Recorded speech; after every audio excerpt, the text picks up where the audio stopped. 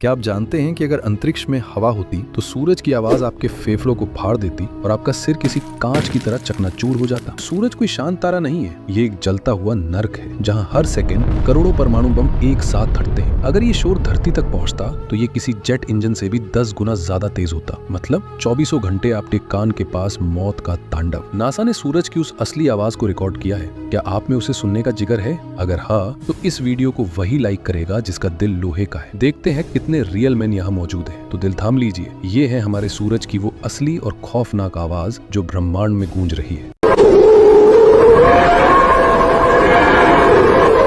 यकीन मानिए, ये किसी राक्षस के गुर्राने जैसा शोर है। ये आवाज बताती है कि हम कितने खतरनाक पड़ोसी के बगल में रह रहे हैं। शुक्र मनाइए कि अंतरिक्ष में वैक्यूम है, वरना ये शोर इंसानियत को कब का मिटा चुका होता। क्या आप ब्रह्मांड के और भी डरावने साउंड सुनना चाहते हैं? तो फैक्टोरियक्स को अभी सब्सक्राइब करो, क्योंकि अगला साउंड ब्लैक होल का होने वाला है।